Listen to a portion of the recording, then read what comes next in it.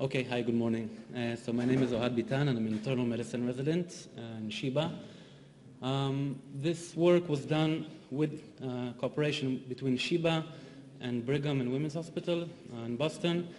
Actually, not with Brigham and Women's Hospital itself, but with an extension of their cardiac surgery program in Cape Cod Hospital, a small community hospital in Cape Cod, which is affiliated to Brigham.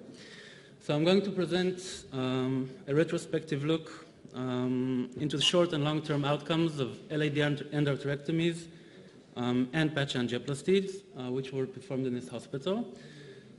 The only disclosure that I have is that I'm not a surgeon, only an internist. And I will start with a very, very brief introduction about coronary endarterectomies. I don't know how many of you are acquainted with this procedure. It's not very popular these days. It was first introduced in 1956 by Bailey.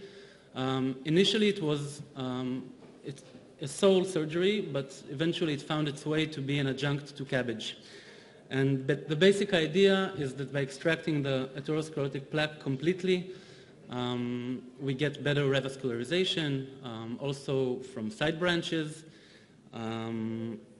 and theoretically, this might lead to better outcomes. Early reports with endarterectomies were not so good in the 70s and the 80s, but in the past years, it did see a revival of popularity in many centers around the world, including off-pump and on-pump endarterectomies. Last year, 2 meta-analyses were published.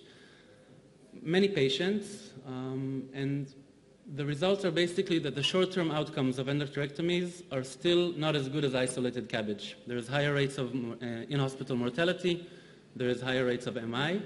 However, the long-term outcomes are comparable to isolated CABG, which might present or might suggest a beneficial role for endarterectomy, because initially these patients are very sick with a much more diffuse and much more complex lesions usually.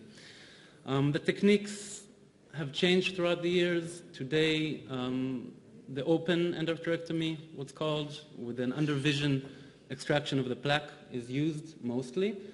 Different reconstruction methods are used, including patch angioplasty, with either an saphenous vein graft or an ITA patch or a Lima patch. And these reconstruction methods can be used also when an endarterectomy is not necessary for lesions that are still diffuse but could be bypassed without the need to extract the plaque.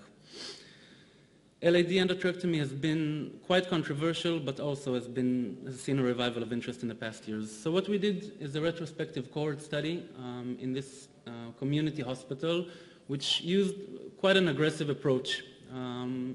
Around 10% of the bypass surgeries in this hospital were with concomitant endarterectomies, sometimes more than one artery. We took only the LAD endarterectomies. We had 95 LAD patients, and we compared them to 71 patients who underwent only patch angioplasty with no endarterectomy.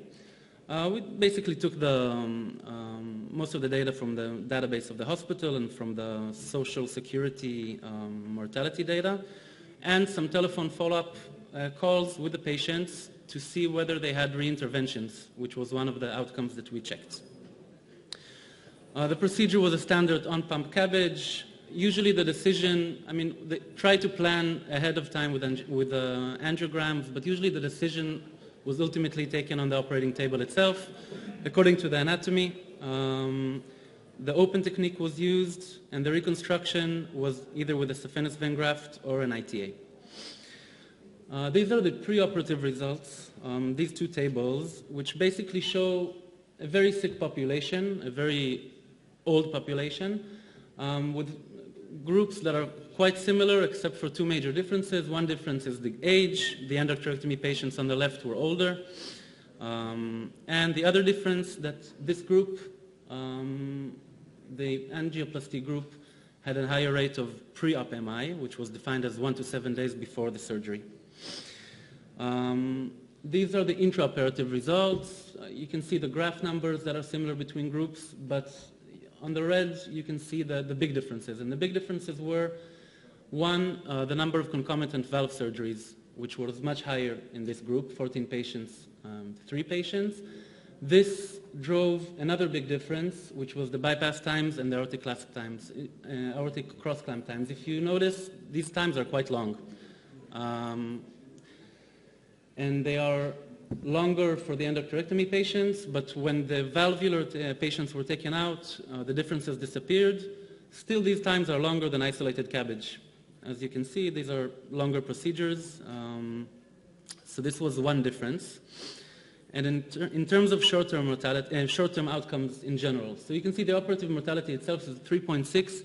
It's a bit higher than what's known for cabbage mortality, which is around 2.5%. And the overall MI rate is 7.8%, which is also higher than isolated cabbage. But you can see that there is not a big difference between the two groups. There were more MIs here on this group, but this was not a significant difference. There was a trend towards significance. The only major post-op short-term difference was the length of stay, which was 1 day longer for the endarterectomy patients. The long-term outcomes, you can see the results here. They are quite comparable between the groups. They are quite comparable to isolated cabbage as well. And on the Kaplan-Meier curve, for this, you can see that there isn't a major difference between the two groups. The one interesting thing that we did find is here.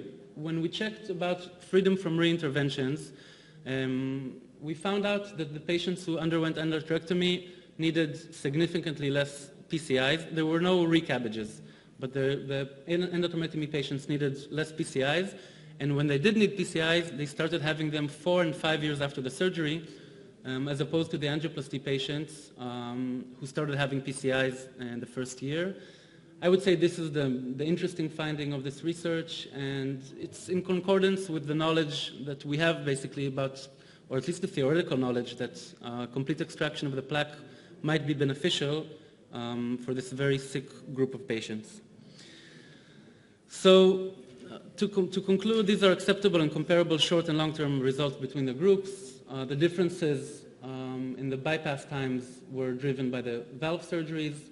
The mortality and the post-op rates were higher than isolated cabbage. And the question in these cases is always, does this reflect the procedure or does this reflect the very sick patients? Okay, the nature of this population.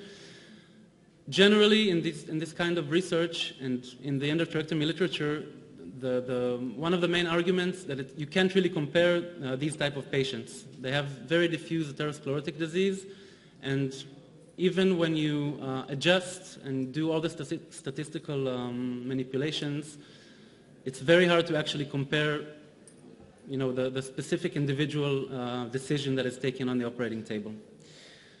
The whole thing with MIs is dealt and talked extensively about in the literature. What we did find out is that there are very different definitions used in the different articles about endarterectomies. There is an official definition that was published a few years ago. Almost every paper that you will read about coronary endarterectomies uses a different cutoff of biomarkers and a different cutoff of ECG findings, which makes it quite hard to compare between the different trials. The mechanisms that have been suggested, I won't go into it, but basically the argument is that by extracting the plaque and interfering with the intima, causes intimal proliferation and can cause in situ thrombosis above all, with a few other processes. But the patients who did have an MI in our study, this did not affect either the short or the long-term outcomes. So it could be argued that these MIs or this biomarker change is part of the extensive manipulation of the myocards. It did not affect mortality at any rate. As I mentioned before, it might be reasonable to say that the fact that there were no long-term outcomes between the groups in terms of mortality might suggest that endarterectomy is feasible and does make sense as a technique for the very sick patients who otherwise might not be graftable. The significance of the fewer interventions, as I said, might reflect the theoretical advantage of this procedure. And the limitations are the obvious limitations of a small retrospective study. as you know. So to conclude, the results of this study suggest that for highly selected patients with diffuse atherosclerotic disease in the LAD, endarterectomy or patch angioplasty are adequate methods to reach complete revascularization, which might even present a beneficial role in terms of reintervention. Thank you.